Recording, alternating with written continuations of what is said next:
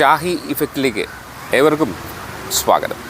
സാത്താൻകുളം തമിഴ്നാട്ടിലെ നടുക്കിയ കസ്റ്റഡി മരണത്തിൽ നിർണായക വിധി പുറത്ത്.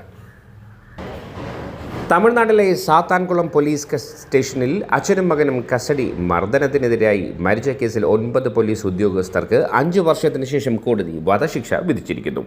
ഈ വിധിയിലേക്ക് കോടതിയെ എത്തിക്കുന്നതിൽ നിർണായകമായത് അവിടെ ഡ്യൂട്ടിയിലുണ്ടായിരുന്ന ഹെഡ് കോൺസ്റ്റബിൾ രേവതി കാണിച്ച അസാമാന്യ ധീരതയാണ്. 2020 കോവിഡ് നിയന്ത്രണങ്ങൾ ലംഘിച്ച് മൊബൈൽ ഷോപ്പ് തുറന്നു എന്നാരോപിച്ചാണ് പി ജയരാജിനെയും മകൻ ജെ ബെന്നിക്സിനെയും പോലീസ് കസ്റ്റഡിയിലെടുത്തത്. സ്റ്റേഷനിൽ വെച്ച് പോലീസ് ഉദ്യോഗസ്ഥർ നടത്തിയ ക്രൂരമായ മർദ്ദനത്തിന് രേവതി സാക്ഷിയായിരുന്നു. രാത്രി 8:45 സ്റ്റേഷനിലെത്തിയ താൻ അകത്തുനിന്ന് അവർ വേദന കൊണ്ട് നിലവിളിക്കുന്നതും കരയുന്നതും കേട്ട് എന്ന് അവർ വെളിപ്പെടുത്തി. രക്തത്തിൽ കുളിച്ച നിലയിലായിരുന്ന ഇരകളെ കൊണ്ട് തന്നെ തറയിലെ രക്തം തുടപ്പിച്ച ഇൻസ്പെക്ടറുടെ നടപടിയും രേവതി മജിസ്ട്രേറ്റിനോട് വിവരിച്ചു.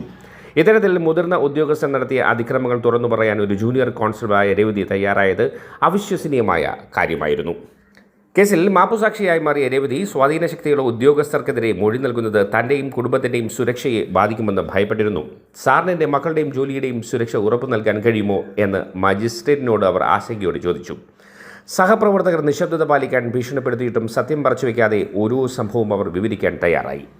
ആ രാത്രി നടന്ന ഓരോ ക്രൂരതയും മിനിറ്റുകൾ തോറും രേവതി മജിസ്ട്രേറ്റിന് മുന്നിൽ വിവരിച്ചു. ഉദ്യോഗസ്ഥർ മദ്യപിച്ചുകൊണ്ട് ഇരകളെ മർദ്ദിച്ചുവെന്നും അവരുടെ ഗുഹ്യഭാഗങ്ങളിൽ ബൂട്ടിട്ട് ചവിട്ടിയെന്നും രേവതി വെളിപ്പെടുത്തി. മർദ്ദനത്തിനിടയിൽ അവശനായ ജയരാജിന് കോഫി നൽകാൻ രേവതി ശ്രമിച്ചെങ്കിലും മറ്റു ഉദ്യോഗസ്ഥർ അത് തട്ടിത്തെറിപ്പിച്ചു. ഇരകളെ നഗ്നരാക്കി മർദ്ദിക്കുന്നത് സഹിക്കാനാവാതെ വന്നപ്പോൾ അവർക്ക് ആ മുറിയിൽ നിന്നും ഇറങ്ങിപ്പോകേണ്ടി വന്നു. മജിസ്ട്രേറ്റ് മൊഴി രേഖപ്പെടുത്തുമ്പോൾ മറ്റ് പോലീസ് ഉദ്യോഗസ്ഥർ സ്റ്റേഷന് പുറത്ത് തടിച്ചുകൂടുകയും പരിഹസിക്കുകയും ചെയ്തുകൊണ്ട് തടസ്സങ്ങൾ സൃഷ്ടിക്കാൻ ശ്രമിച്ചു. കോടതി ജീവനക്കാരെ പോലും ഭീഷണിപ്പെടുത്തുന്ന അത്രയും മോശം അന്തരീക്ഷമാണ് അവിടെ ഉണ്ടായിരുന്നത്. തുടക്കത്തിൽ ഭയം കാരണം മൊഴിയിൽ ഒപ്പിടാൻ രേവതി മടിച്ചെങ്കിലും മജിസ്ട്രേറ്റിൻ്റെ പ്രത്യേക സുരക്ഷാ ഉറപ്പിന് ശേഷമാണ് അവർ തയ്യാറായത്. മദ്രാസ് ഹൈക്കോടതിയുടെ ഇടപെടലിനെ തുടർന്ന് രേവതിക്കും കുടുംബത്തിനും പോലീസ് സംരക്ഷണം നൽകാൻ ഉത്തരവായി. മുതിർന്ന ഉദ്യോഗസ്ഥരിൽ നിന്നുള്ള വേട്ടയാടൽ അവർ ഭയപ്പെട്ടിരുന്നുവെങ്കിലും സത്യം വെളിപ്പെടുത്താൻ അവർ ഉറച്ചുനിന്നു. CCTV ദൃശ്യങ്ങളിൽ കാണുന്ന ഉദ്യോഗസ്ഥരെ കൃത്യമായി തിരിച്ചറിഞ്ഞ രേവതിയുടെ മൊഴിയാണ് കുറ്റവാളികളെ നിയമത്തിന് മുന്നിൽ എത്തിക്കാൻ സഹായിച്ചത്. പുതിയ വിശേഷങ്ങളുമായി വേഗം നമുക്ക് കണ്ടുമുട്ടാൻ പറ്റും. എല്ലാവർക്കും ഷാഹി ഇഫക്റ്റിൻ്റെ സി ഓഫ്.